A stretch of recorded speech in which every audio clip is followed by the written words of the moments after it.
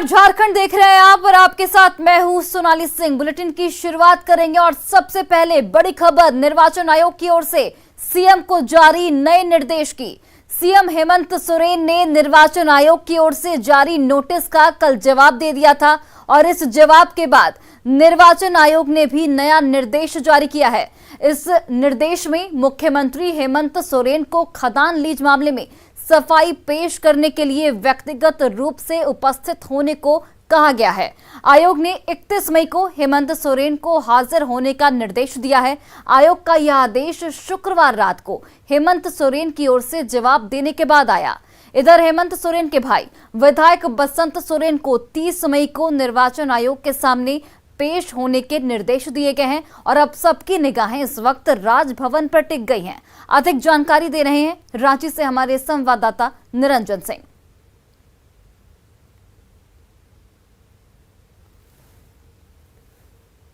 झारखंड के मुख्यमंत्री हेमंत सोरेन को खदान लीज मामले में निर्वाचन आयोग ने अपनी सफाई पेश करने के लिए 31 मई को समय दिया है।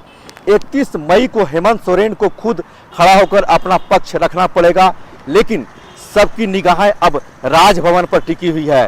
क्या हेमंत सोरेन खुद अपना फैसला लेंगे या फिर चुनाव आयोग 31 तारीख के बाद फैसला लेगा? और अगर हेमंत सोरेन खुद फैसला लेते हैं तो उनकी क्या भूमिका होगी, यह सबकी निगाहें राजभवन पर टिकी हुई है। 31 मई को हेमंत सोरेन अपना पक्ष रखना होगा। उससे पहले हेमंत सोरेन के भाई विधायक बसंत सोरेन को 30 मई तक अपना पक्ष रखना होगा। क्या 31 मई से पहले ही उन्होंने अपना पक्ष रखेंगे? अब देखना यह है कि राजभवन इसमें क्या भूमिका होती है। रांची से निरंजन। और देखिए, निलंबित आईएएस पूजा सिंघल के पति अभिषेक झा के पल्स अस्पताल की जमीन में गड़बड़ी के आरोप लगाए हैं। भुईहरी जमीन से संबंधित जांच रिपोर्ट रांची डीसी को उपलब्ध करा दी गई। वर्तमान अपर समाहर्ता के ऑफिस से फाइल गायब हो जाने के बाद तत्कालीन अपर समाहर्ता से जांच रिपोर्ट मांगी गई थी। रिपोर्ट में साफ तौर पर लिखा गया है कि पल्स अस्पताल जिस जमीन पर बनी है वह भुईहरी जमीन है और इसका कोई म्यूटेशन नहीं हुआ है और न ही कहीं भी इसकी रसीद कटी है। इसलिए पल्स अस्पताल का निर्माण ही गलत है, क्योंकि भुईहरी जमीन की खरीद बिक्री नहीं हो सकती है और न ही इसका नक्शा पास हो सकता है। इसके बावजूद अस्पताल का निर्माण किया गया जो पूरी तरह से अवैध है। पूजा सिंघल के पति अभिषेक झा का हॉस्पिटल पल्स का खुलासा।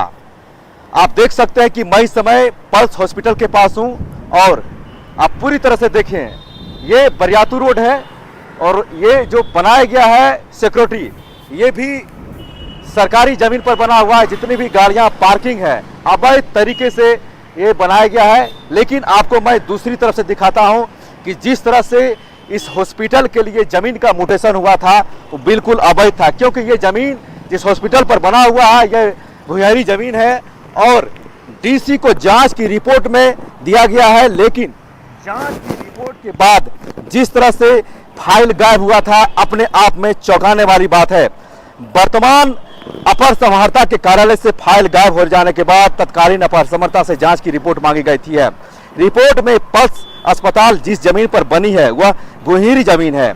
जमीन का कोई म्यूटेशन नहीं हुआ है और न ही कभी रसीद कटी है। इसलिए जमीन पर बनी पल्स अस्पताल का निर्माण ही गलत है, क्योंकि भुईहरी जमीन की खरीद बिक्री नहीं हो सकती है और न ही इसका नक्शा पास हो सकता है। इसके बावजूद अस्पताल का निर्माण अवैध तरीके से किया गया है।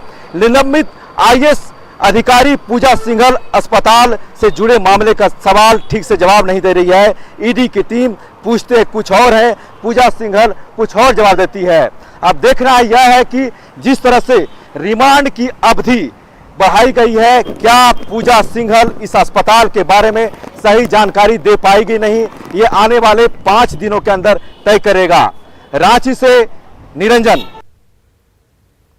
और आईएएस पूजा सिंघल की रिमांड अवधि 5 दिनों के लिए बढ़ गई है। अब अगले 5 दिनों तक ईडी की टीम भ्रष्टाचार के हर पहलू पर पूछताछ करेगी। खासकर डीएमओ से मिली जानकारी पर भी तीखे सवाल पूछे जा सकते हैं।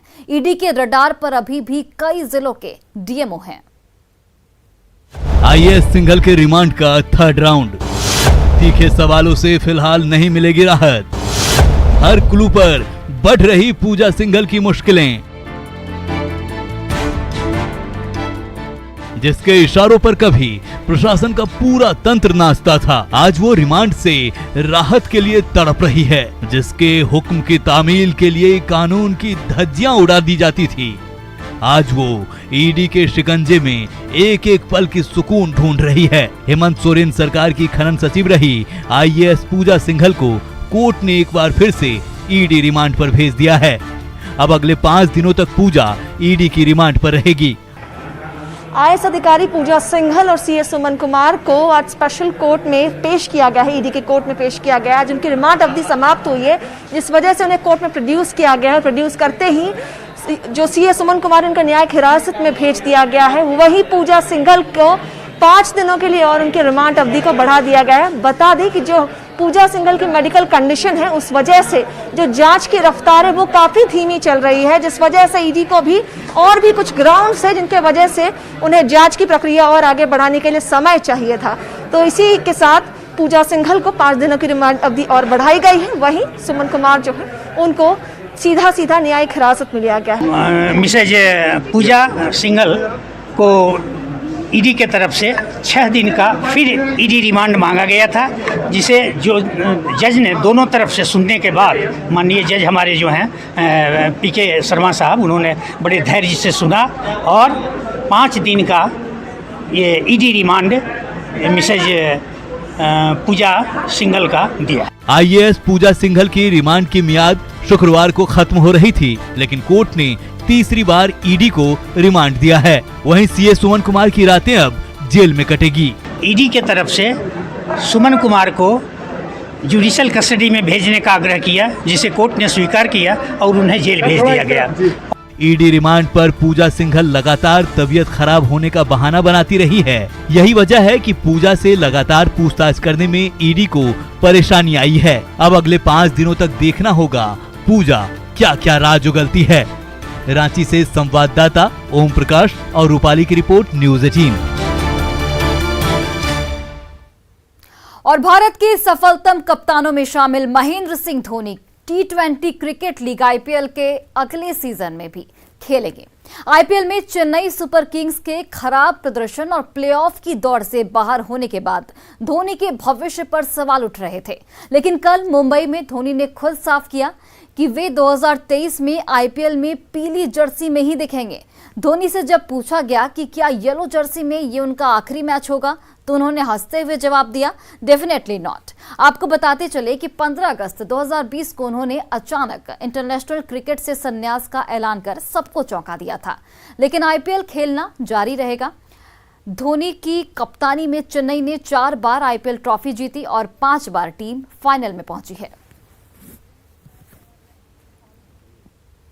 राजधानी रांची में आलू की कीमतों में उछाल आ गया है। पिछले सप्ताह की अगर बात करें तो 15 रुपए किलो बिकने वाला आलू अब 25 रुपए प्रति किलो तक पहुंच गया है। आलू विक्रेताओं का इस पर कहना है कि मंडी शुल्क को लेकर चल रहे आंदोलन की वजह से आलू की कीमतों में बढ़ावा हुआ है। आंदोलन तो खत्म हो गया, लेकिन इसका साइड इफेक्ट अभी तक दिख रहा है। आलू की बढ़ी कीमतों का लोगों की जेब पर कितना असर हुआ, इसे लेकर रांची से लोगों से बात की हमारी संवाददाता कोमल बहल ने। राजधानी रांची में इन दिनों आलू की कीमतों में बढ़ोतरी दर्ज की गई है। कुछ दिन पहले जहां आलू 15 से 16 रुपए प्रति दर किलो बिक रहा था, तो वहीं 25 रुपए किलो आलू अब बिकने लगा है। ऐसे में गर्मी के इस मौसम में एक तरफ जहां हरी सब्जियों की कीमत कम है, तो आलू की कीमत काफी ज्यादा बढ़ गई है। आखिर क्यों बढ़ी है, इसे लेकर के हम यहाँ पे लोगों से बात करेंगे। भैया, आलू की कीमत इतनी ज्यादा बढ़ गई है अचानक से, क्या वजह है? क्योंकि आलू जहाँ से आता है ना, वहाँ स्ट्राइक हो गया है। सरकार 2% टैक्स लगा रही है। इस वजह से टैक्स लगाने की वजह से जिस मंडी से थोक माल आता है, उस मंडी में स्ट्राइक हो गया है। इस वजह से रेट बढ़ा है। मंडी शुल्क को लेकर आंदोलन चल रहा है। उस वजह से रेट बढ़ गया आलू का। भैया, आलू का रेट बढ़ गया, तो ऐसे में क्या लोगों के बजट पे कोई ज्यादा फर्क देखने को मिल रहा है? मिल रहा है। लोग 20 रुपया 16 रुपया केजी में जितनी आराम से लेते थे, अभी 25 रुपया केजी लेने में संकोच कर रहे हैं। तो उसके वजह से हम लोग की बिक्री में काफ़ी असर पड़ा है। हरी सब्जियों की कीमत? हरी सब्जियों की कीमत आलू प्याज से कम है। हाँ। आलू का कीमत बढ़ गया है। जी। अच्छा, आप लोग जैसे भाव में, थोक के भाव में आप लोग भी आलू खरीदते होंगे, तो आप लोग पे कितना असर पड़ जाता है? कितने पैसे का फर्क आप लोग देखते हैं? 10 से 12%, 15% समथिंग बढ़ जाता है। आप लोग को भी 10 से 12%, 15%, 10 से 15% बढ़ 10 से जाता है 15% जी। हालांकि बता दें कि मंडी शुल्क को लेकर के व्यापारी जो है वो आंदोलन कर रहे हैं, जिसकी वजह से माना जा रहा है कि कीमत बढ़ गई है। हालांकि शुक्रवार को आंदोलन जो है वह व्यापारियों का आंदोलन समाप्त हो गया है, जिसकी वजह से कहीं ना कहीं ये उम्मीद जताई जा रही है कि जल्दी पुरानी दर के रेट में आलू की कीमत दोबारा से आ जाएगी। कैमरा पर्सन अमित के साथ कोमल बहल, न्यूज़ 18 रांची। और वहीं लालू प्रसाद के पटना और दिल्ली सहित 16 ठिकानों पर सीबीआई की छापेमारी की झारखंड आरजेडी ने कड़ी निंदा की है। पार्टी ने साजिश के तहत लालू प्रसाद को परेशान करने का आरोप लगाते हुए सड़क पर उतरकर आंदोलन का ऐलान किया है। तहत हमारे आदरणीय नेता जो लाखों लाख लोगों के दबे कुचले पिछड़ों अल्पसंख्यकों के नेता आदरणीय लालू प्रसाद यादव जी को मानसिक रूप से, सामाजिक रूप से प्रताड़ित करने का काम कर रहे हैं, इसको राष्ट्रीय जनता दल कभी बर्दाश्त नहीं करेगी। और पूरे झारखंड प्रदेश में राष्ट्रीय जनता दल के जितने भी नेता कार्यकर्ता सड़क पर उतर करके भारतीय जनता पार्टी का विरोध करेगी। वहीं कांग्रेस ने भी लालू प्रसाद के ठिकानों पर छापेमारी की निंदा की है, साथ ही इसे लेकर केंद्र सरकार और सीबीआई पर निशाना साधा है। प्रकार संवैधानिक संस्थाओं को लेकर के केंद्र की भारतीय जनता पार्टी की सरकार गरीब, कुचले, मजदूर के नेताओं की आवाज और विपक्ष की आवाज को दबाने का काम कर रही है, तो हमें यह लगता है कि अगर यही प्रक्रिया रही तो सीबीआई का नाम बदल के कुछ दिनों में चरित्र प्रमाण पत्र बांटने वाली संस्था बनकर के रह जाएगी। और इसी बीच बड़ी खबर आपको दुमका से बता दें, जहां पर 3 नाबालिग की ट्रेन से कटकर मौत हो गई है। दुमका रामपुरहाट रेल मार्ग पर शिकारीपाड़ा थाना क्षेत्र के बरमसिया के पास की ये पूरी घटना है। हादसे में 2 लड़के और एक लड़की की ट्रेन से कटकर मौत हो गई। एक लड़के का सिर धड़ से अलग हो गया है, जबकि बाकी 2 की मौत गंभीर चोट लगने से बताई जा रही है। मौत की वजह क्या रही, इस बारे में अभी तक पता नहीं चल पाया है और फिलहाल पुलिस इस पूरे मामले की जांच में जुटी हुई है। और देखिए, गिरिडीह में अवैध कोयला कारोबार पर सीसीएल की कार्रवाई लगातार जारी है। जिले के 16 नंबर काबरीबाद इलाके में सीसीएल की ओर से डोजरिंग अभियान चलाया गया। इस दौरान दर्जनों अवैध कोयला खनतों को ध्वस्त किया गया। वहीं विभाग की ओर से कोयला माफिया को कड़ी चेतावनी भी दी गई। आपको बताते चले कि इन दिनों कोयले के अवैध कारोबार में बढ़ोतरी दर्ज की जा रही है। कोयले का डिमांड भी बढ़ गया है, क्योंकि भारी मात्रा में ईंट भट्टा में इसे खपाया जा रहा है। इसके साथ ही अवैध खनतों से कोयले का खनन कर इसे गिरिडीह के कई इलाकों में, साथ ही बिहार में भी तस्करी की जा रही है। इसे आग्रह करते हैं कि ये गलत काम है, इसमें संलिप्त ना हो, आप सही काम करिए। और खनता चलाना, कोयला बेचना ये गलत काम है। इसमें अगर आप पकड़े जाएंगे तो आप पर कानूनी कार्रवाई की जाएगी। पहले भी कई लोग जेल जा चुके हैं और आगे भी इस पर सख्त कार्रवाई होगा। और रोक के बावजूद भी सिमडेगा में नदियों से बालू का अवैध खनन रुकने का नाम नहीं ले रहा है। यहां नदी घाटों से सुबह 3 बजे से ही बालू का अवैध उठाव शुरू हो जाता है, जो देर शाम तक चलता है। बालू लदे ट्रैक्टर बड़े आराम से कलेक्ट्रेट और थाने के सामने से गुजरते हैं, लेकिन इसे रोकने वाला कोई नहीं है। अवैध खनन से जहां सरकार को राजस्व का नुकसान हो रहा है, वहीं नदियों के अस्तित्व पर भी संकट मंडरा रहा है। हाल ये है कि पालमाड़ा नदी से बालू खत्म होने लगा है और यहाँ पेड़ पौधे उग रहे हैं। ऐसे में नदी के विलुप्त होने के साथ ही जल संकट गहराने की आशंका जाहिर की जा रही है। नदी घाट का जायजा लिया हमारे संवाददाता श्रीरामपुरी ने। हम इस वक्त मौजूद हैं पालामाड़ा नदी के किनारे। सिमडेगा में जो अवैध बालू का तस्करी है वो रुकने का नाम नहीं ले रहा है। बार बार न्यूज़ दिखाने के बाद भी बालू तस्करी नहीं रुक रहा है।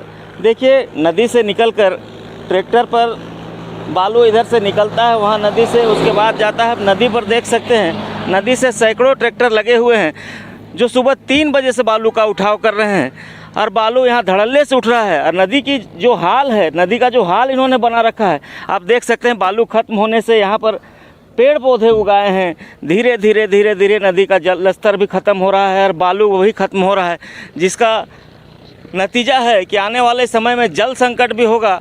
और ट्रैक्टर जब खबर करने पहुँचिए तो बेधड़ल्ले से भागते हुए नज़र आते हैं। देखिए बालू लोड होके जा रहा है, पर जिला प्रशासन के लोग कहाँ सोए रहते हैं ये समझ नहीं आता।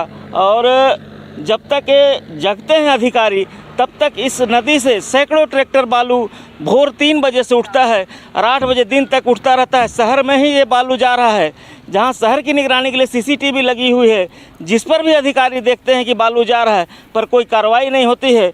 और इस तरह धड़ल्ले से बालू का उठाव हो रहा है, जिससे सिमडेगा का जो बालू है वो ख़त्म होता जा रहा है।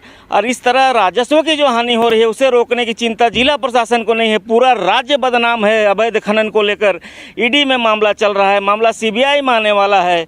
यहाँ का जो संपत्ति है वो बांग्लादेश तक भेजे जाने की चर्चा हो रही है। और सिमडेगा की जो बालू है इस तरह से निरंतर उठाव हो रहा है, जिला प्रशासन की देख रेख में उठाव हो रहा है, यही हम कह सकते हैं। न्यूज़ 18 के लिए सिमडेगा से श्रीराम। और रांची पुलिस मुख्यालय में हाई लेवल मीटिंग हुई। संगठित अपराध और रंगदारी से जुड़े मामले को लेकर डीजीपी ने सभी एसपी के साथ वीडियो कॉन्फ्रेंसिंग के जरिए बैठक की। इस बैठक में डीजीपी ने अवैध खनन के खिलाफ सख्त कार्रवाई के निर्देश दिए। साथ ही डीजीपी ने राज्य में एक्टिव अपराधियों की सूची तैयार करके जेल में बंद और जमानत पर छूट कर आए अपराधियों पर निगरानी रखने के भी निर्देश दिए हैं। जो भी ऐसे गिरोहों के अपराधकर्मी जेल के अंदर है उनकी गतिविधि का उस पर सतत नज़र रखते हुए उनके खिलाफ जो कांड है उसमें प्रायोरिटी ट्रायल प्राथमिकता के तौर पर उनका ट्रायल कराने का दिशा निर्देश दिया गया है ताकि उन्हें सज़ा दिलाई जा सके। साथ साथ जो इनके बेलर्स वगैरह है उनके बेल वेरिफिकेशन इत्यादि की कार्रवाई, सर्वेलांस प्रोसीडिंग और अन्य इस तरीके से जो एंटी क्राइम जो कार्रवाई होती है उसको करने के दिशा निर्देश पुलिस महानिदेशक महोदय के द्वारा दिए गए हैं। और दुमका में ग्रामीणों ने एक प्रेमी युगल को पोल से बांध दिया। दोनों विवाहित हैं और शक के आधार पर लोगों ने उन्हें पकड़ा था। जानकारी मिलने पर मुफस्सिल थाना की पुलिस सीत पहाड़ी गांव पहुंची और दोनों को बंधन से मुक्त कराया गया। थाना प्रभारी ने इस पूरे मामले को लेकर बताया कि महिला ने पुरुष पर छेड़खानी और गांव वालों पर बांध कर रखने के साथ ही मारपीट का भी आरोप लगाया है। इस मामले में आरोपी के साथ 2 ग्रामीणों को भी गिरफ्तार किया गया। साथ ही मामले के बाकी दोषियों की भी जल्द गिरफ्तारी की जाएगी।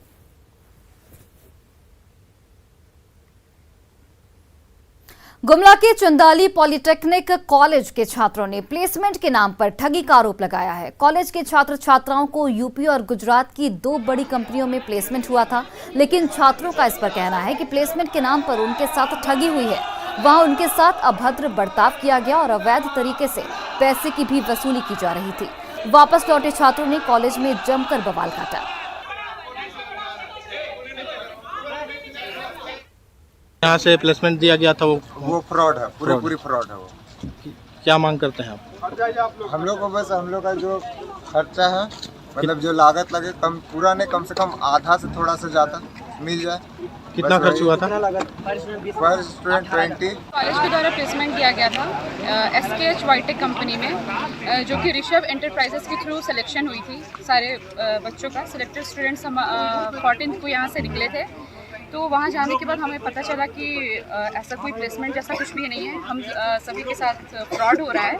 इनडायरेक्टली बोले तो ये ह्यूमन ट्रैफिकिंग भी कह सकते हैं, क्योंकि इस टाइप का सिचुएशन था।